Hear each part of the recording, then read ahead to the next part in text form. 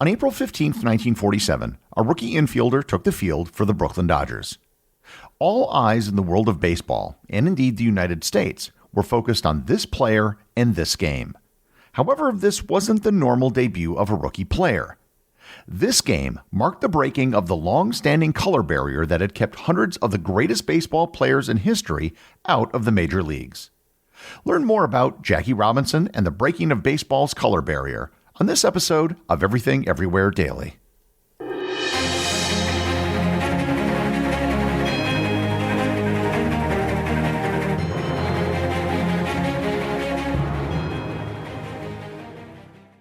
This episode is sponsored by Heaven Hill Bottled and Bond Bourbon. I recently had the chance to try Heaven Hill Bottled and Bond, and I can attest to its exceptional aromas with hints of caramel and vanilla intertwining with its oakiness, which provide a well-rounded flavor profile. Taking a sip is akin to experiencing a piece of bourbon history firsthand. Heaven Hill Distillery may be America's most quintessential bourbon distillery. Established in 1935 after the end of Prohibition, the distillery was established by the Shapira family and has remained a family-owned distillery to this day. In 1897, Congress passed the Bottled in Bond Act, which set forth strict rules for any bourbon labeled Bottled in Bond. Heaven Hill Bottled in Bond Bourbon goes beyond the stringent requirements of the law by aging its bourbon for 7 years, not 4. The end result is a gold medal-winning bourbon that truly stands out. Available nationally, look for a bottle at your local store. Heaven Hill Bottled in Bond. Heaven Hill reminds you, think wisely, drink wisely. This episode is sponsored by BetterHelp. We're already so far into 2024 that most people have already forgotten about their New Year's resolutions.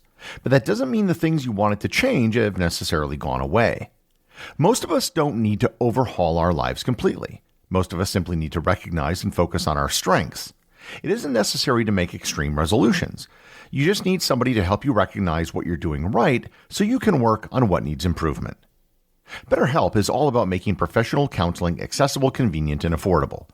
With BetterHelp, you can connect with a licensed therapist from the comfort of your own home via online video sessions, chat, or phone calls. No matter where you are or what you're going through, BetterHelp is there for you. Just fill out a brief questionnaire to get matched with a licensed therapist, and you can switch therapists at any time for no additional charge. Begin identifying your strengths so you can work on the rest with BetterHelp. Visit betterhelp.com/everywhere today to get 10% off your first month. That's BetterHelp, HELP.com/everywhere.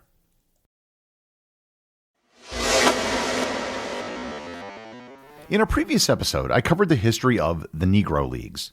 These were the baseball leagues that were established because Major League Baseball had barred the entry of black players into their league. And just to recap, the color barrier in baseball dates back to the 19th century. It began with Moses Fleetwood, a black professional player who played for the Toledo Blue Stockings in 1884. Cap Anson, one of the early stars of professional baseball, led a movement to ban the signing of black players because of Fleetwood. His team, the Chicago White Stockings, refused to take the field against teams with black players. His insistence on keeping black players out of baseball became the agreed-upon policy by team owners and remained an unofficial policy for decades. When baseball hired its first commissioner, Judge Kennesaw Mountain Landis in 1920, he was the force behind keeping the color barrier intact for decades more. He was a staunch segregationist who didn't even want Major League players to play in exhibition games against black players. It wasn't until his death in 1944 that the opportunity opened up to finally allow black players into the major leagues. By that time, the quality of players in the Negro Leagues had become widely known. It wasn't just that some of the players there were good, they had some players who were amongst the all-time greats. Any team that signed black players would have an enormous potential competitive advantage. It was simply a matter of who was going to be the first team to sign a black player and who that player would be. The baseball executive who took the initiative and was willing to take the blowback from other teams was the president of the Brooklyn Dodgers, Branch Rickey. Rickey felt it was high time to allow black players into the major leagues, and he took it upon himself to make it happen. However, he also knew that if it was to be a success, the first player had to be the right player. It had to be someone who was not only an outstanding athlete, but also someone of high moral character. Enter into the story Jackie Roosevelt Robinson. Jackie Robinson was born on January 31st, 1919 in Cairo, Georgia. His middle name, Roosevelt, was in honor of President Theodore Roosevelt, who had died earlier that month. His early life was not easy. His father abandoned his family when Jackie was only 1 year old, after which his mother, Maylie, moved Jackie and his 4 siblings to Pasadena, California. His mother worked multiple jobs to raise her children. Jackie almost joined a local gang but was talked out of it by one of his friends. He attended John Muir High School in Pasadena, where he showed his athletic prowess. He was a 4-sport star, lettering in football, basketball, track and field, and baseball. And in addition to these sports, he was also an excellent tennis player. He later attended Pasadena Junior College, where he again excelled in multiple sports, and then attended UCLA in 1939. At UCLA, he became the first athlete in school history to earn varsity letters in 4 sports. He was on the football team that didn't lose a game, and he set the team record for yards per carry, a record that still stands today. He led the NCAA in punt returns in 1939 and 1940, and won the NCAA championship in the long jump in 1940. In fact, his worst sport was probably baseball, where he had only .097 in his only season on the team. The thing to take away from this part of his life is that Jackie Robinson was truly a great multi-sport athlete. He was on the par with the likes of Jim Thorpe or Bo Jackson. In 1941, he played semi-professional football for the Honolulu Bears and then came back to Los Angeles to play for the Los Angeles Bulldogs in the Pacific Coast Football League. However, the United States' entry into World War II interrupted his plans. Robinson was drafted into the Army in 1942 and was admitted into the Officer Candidate School. The Army at the time was resistant to allowing black men into the Officer Candidate School, but after pressure from heavyweight champion Joe Louis, they were eventually admitted. Jackie was commissioned as a second lieutenant and became friends with Joe Louis. His military career was put on hold when he was court-martialed for refusing to sit in the back of an integrated Army bus. He was eventually acquitted of all charges. He served the remainder of the war at Camp Breckenridge, Kentucky, where he served as a coach for Army athletics. After his discharge from the Army, he briefly served as the basketball coach for Samuel Houston College in Austin, Texas, before he was sent an offer to try out for the Kansas City Monarchs, a team in the Negro League. He made the team and had a brief career with the Monarchs in 1945. In only 47 games, he hit .387 with 5 home runs and 13 stolen bases. Robinson didn't particularly enjoy playing for the Monarchs. After playing at the top tier of collegiate sports, he found the league unorganized and too influenced by gambling. That summer, he had a tryout for the Boston Red Sox. However, it was not a serious tryout. It was only done to appease one of the Boston city councilmen who supported integration. In fact, the team owners shouted racial slurs at him from the stands, and the Red Sox were the last major league team to integrate in 1959. However, the Brooklyn Dodgers were serious. Branch Rickey had been looking for a player to sign and eventually settled on Robinson. Robinson was not the best player in the Negro Leagues at the time. Players like Josh Gibson and Satchel Paige were better, but they were near the end of their careers. Robinson's background as a college athlete and an officer in the Army made him ideal for what the Dodgers wanted. Prior to signing Robinson, Rickey had a 3-hour conversation with him explaining everything that he would have to endure, including an almost daily onslaught of racial epithets and insults while he was playing. Furthermore, he explained that no matter what happened to him, he had to take it and not fight back. He knew that if Robinson fought back or insulted someone who had insulted him, the story would be what Robinson said, not what was said to him, that warranted the response. On October 23, 1945, it was announced that Jackie Robinson would be playing the next season for the Dodgers Farm Club in the International League for the Montreal Royals. He was signed along with another black player, a pitcher by the name of Johnny Wright. In 1946, at the team's spring training in Daytona Beach, Florida, Robinson and Wright felt the full blow of what he was going to endure. He was not allowed to stay with the rest of his teammates at the team hotel. In Stanford, Florida, the chief of police threatened to cancel the team's games because they had black players on the roster. And in Jacksonville, the stadium was literally padlocked shut to prevent the team from playing. The 1946 season in Montreal was great for Jackie. He moved to second base from shortstop, had a .349 batting average, a .985 fielding percentage, and won the league's MVP award. Just days before the 1947 season, Jackie Robinson was formally called up to the Brooklyn Dodgers. His first game with the team was an exhibition game against the Yankees on April 11th. The first game of the season, and the game where he officially broke baseball's color barrier, was on April 15th against the Boston Braves. There were 26,000 people in attendance at Ebbets Field, 14,000 of whom were African American. Not all the players on the Dodgers were happy with having Robinson on the team. However, the team's manager, Leo DeRocher, dealt with the troublesome teammates at a team meeting and said, quote, "I do not care if the guy is yellow or black or if he has stripes like a zebra.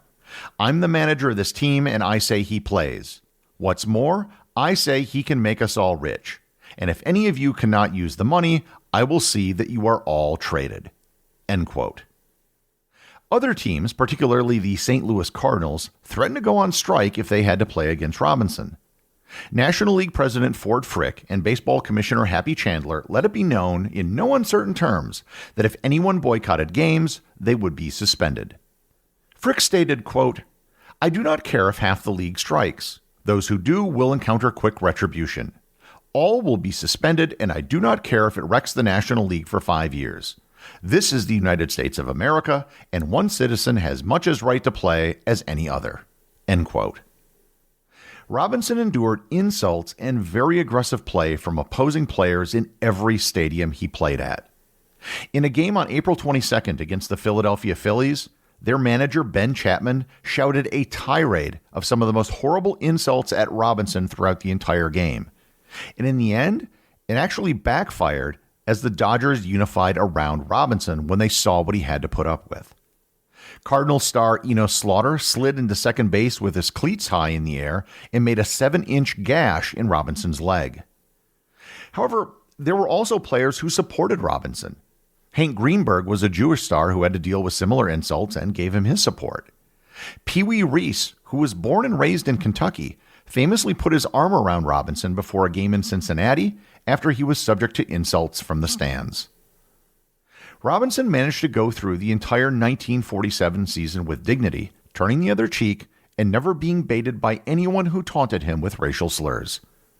He was rewarded by being named the Rookie of the Year, albeit a rather old Rookie of the Year at 28 years old. The Dodgers won the National League and lost to the Yankees in the World Series. Once Robinson was in the majors, others soon followed. On July 5th, Larry Doby debuted for the Cleveland Indians and became the first black player in the American League. Later that year, Hank Thompson and Willard Brown played for the St. Louis Browns, and Dan Bankhead became the first black pitcher, also playing for the Dodgers. In 1948, Roy Campanella became the Dodgers' starting catcher, and Satchel Paige took the mound as a 42-year-old rookie for the Cleveland Indians. In 1949, Robinson had his best season ever, hitting .342 with 37 stolen bases, 124 runs batted in, and 122 runs scored. He was elected the league's most valuable player. For the next several years, Robinson performed well for the Dodgers, eventually leading them to Brooklyn's only World Series championship in 1955. In 1956, Jackie Robinson retired after a 10-year career. A 10-year career is short by Hall of Fame standards, but he wasn't allowed to play before he was 28. In 1962, in his first year of eligibility, he was elected to the Baseball Hall of Fame in Cooperstown, New York, becoming its first black inductee. His career post-retirement was just as groundbreaking. He became the vice president of the Chock Full of Nuts Coffee Company, becoming the first African-American to be the vice president of a major company in American history. Jackie Robinson passed away at the young age of 53 on October 24, 1972, from a heart attack and complications from diabetes. The legacy of Jackie Robinson continued long after his passing. He was posthumously awarded the Presidential Medal of Freedom. The Rookie of the Year award in both leagues is named after him, and he's been the subject of movies, stage productions, and postage stamps. In 1997, Robinson's uniform number, 42, was retired by every major league team. Players who wore the number at the time were grandfathered in, with the last player wearing the number being Mario Rivera in 2013. And I should also note that despite the important role that Jackie Robinson played in shaping American society and culture, and that should not be overlooked, he was also a great baseball player. Almost every list of the top 100 baseball players in history has Jackie Robinson on it. If you look at any list of the top second basemen in history, he is almost always listed amongst the top 5. And these assessments are made solely on statistics. Jackie Robinson's life story remains a testament to the power of resilience and the impact of breaking down racial barriers in sports and society. His integrity and composure in the face of intolerance and bigotry paved the way for countless others to follow in his footsteps, not just in baseball, but in every walk of life. The executive producer of Everything Everywhere Daily is Charles Daniel. The associate producers are Ben Long and Cameron Kieffer. Today's review comes from listener They Call Me Holly on Apple Podcasts in the United States. They write, "Interesting daily. Interesting, informative, and unique. I feel like I reference something I've learned on this show at least once a week.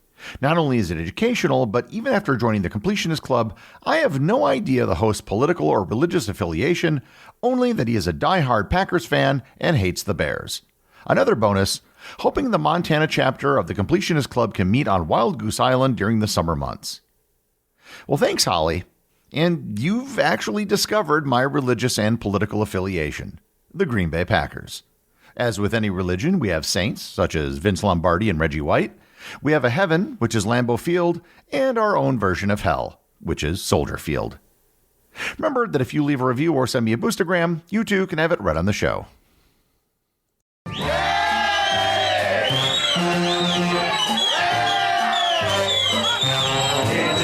Jackie Robinson hit that ball.